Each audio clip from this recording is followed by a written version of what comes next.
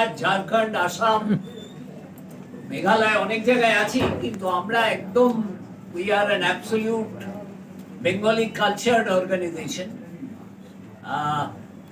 বড় হচ্ছে, মানে বেসিক্যালি আপনাদের ভালোবাসায়, আপনাদের হেল্পে বড় হচ্ছে। 70টা সেন্টার সকাল 6:30 থেকে 9:30 সার্ভিস দেয়।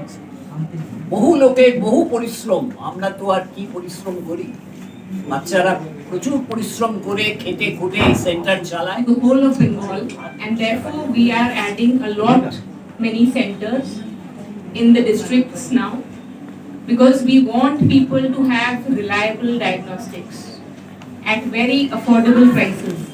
Just because we are a brand doesn't mean we are expensive. What it means is that we will give you world-class quality. সুরক্ষা ডায়াগনস্টিক ক্লিনিকে এটা বর্তমানে প্রথম, রাইট? তো সেই শুভ উদ্বোধনে আপনারাও যে এসেছেন সেই জন্য আপনাদের সকলকে ধন্যবাদ। আমার তরফ থেকে ধন্যবাদ ঋতু ম্যামকে, ধন্যবাদ ডক্টর চ্যাটার্জিকে যে এখানে এলাম।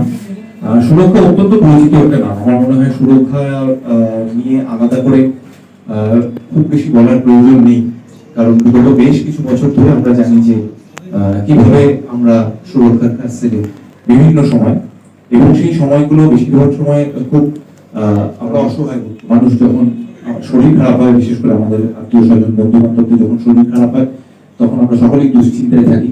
সেই সময় সুরক্ষা এমনই একটি পরিচিত নাম, বিশ্বাসযোগ্য নাম, যেখানে গেলে আমরা জানি যে আমাদের চিকিৎসার একদম শুরুটা সেটা অত্যন্ত বিশ্বস্ত ভাবে হবে।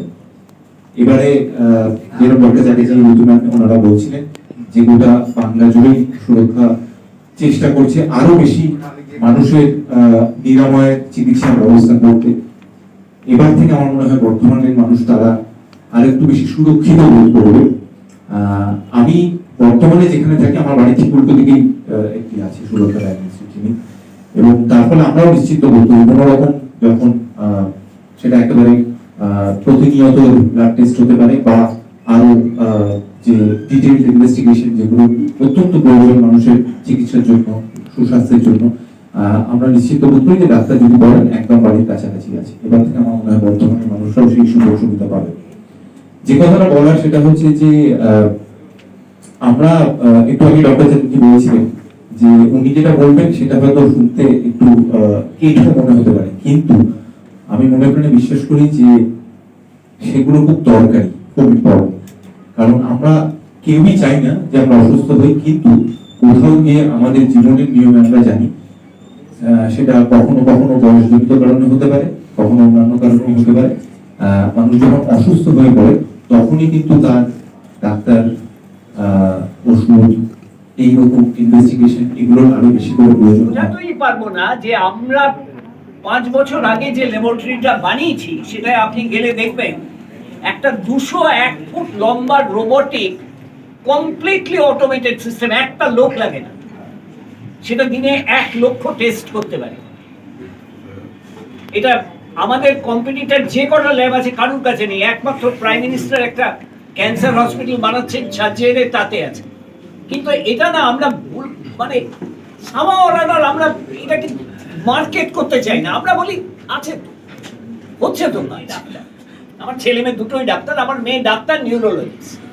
ও আমাকে বলে যে রিপোর্টটা যদি আমি দেখি যে আমার ক্লিনিক্যাল ফাইন্ডিংস এর সাথে মিলে যাচ্ছে তাহলে আমি কখনো বলি না করতে পারবো, কিন্তু আমি যদি দেখি যে আমার যা ক্লিনিক্যাল ফাইন্ডিংস আর এই রিপোর্টটা একদম আলাদা, তখন আমি বলি যে এই টেস্টটা আপনি একটা ভালো কোথাও থেকে করিয়ে নিয়ে আসুন।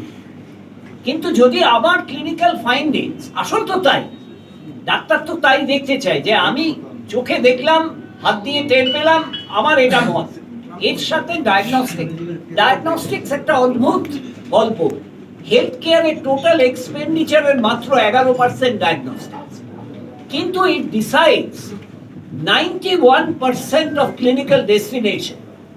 মানে আপনার চিকিৎসাটা কোন দিকে যাবে 91% is decided by diagnosis. So it's very important.